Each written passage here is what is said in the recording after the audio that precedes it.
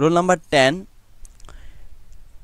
If যুক্ত ক্লজটি present indefinite tense হলে অপর ক্লজটি ফিউচার ইনডেফিনিট টেন্স হয়। বুঝেন নাই?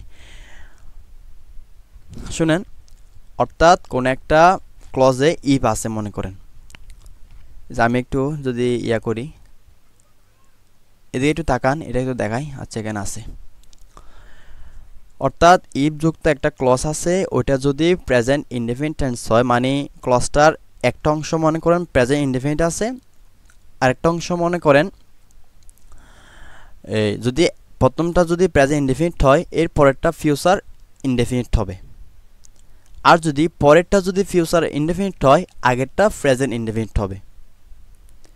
আরও সহজভাবে যদি বলি, এই যে দেখেন, এক্সাম্পলে খেয়াল করেন, এই যে ইফ আছে মনে করেন, এই যে কালারিং করা আছে, ইফ আছে, তো এই ক্লজটার ইউ ওয়াক স্লোলি এটা একটা অংশ, ইউ মিস দ্য ট্রেন এটা একটা অংশ।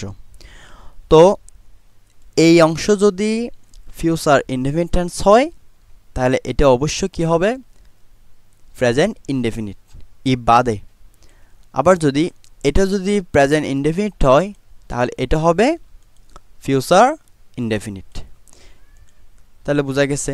এখন এক্সাম্পলে খেয়াল করেন, আমার এই শূন্যস্থান আছে কোথায়, বা কাজ করতে হবে কোথায়?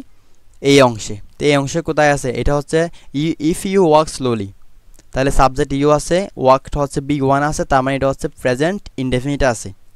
তো এটা যদি প্রেজেন্ট ইনডেফিনিট থাকে এটা, তার মানে এর পরেরটা কি হবে? ফিউচার পারফেক্ট হবে। তো ফিউচার পারফেক্টের স্ট্রাকচার কি জানো? প্রথমে সাবজেক্ট আসবে, তারপরে শ্যাল বা উইল, তারপরে বি ওয়ান। তাহলে এখানে সাবজেক্ট কে আছে? ইউ আছে অলরেডি, এই ইউ আনলাম, আনার পর এরপরে শ্যাল বা উইল আনতে হবে। তাহলে এখানে হবে উইল, ইউর সাথে কোনটা হয়?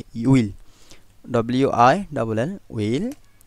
এরপরে বি ওয়ান, অর্থাৎ মূল ভার্ব বি ওয়ান হবে, তো এখানে হবে মিস, মিস। তাহলে আশা করি বুঝতে পারছি। If you walk slowly you will miss the train, এটাই হবে।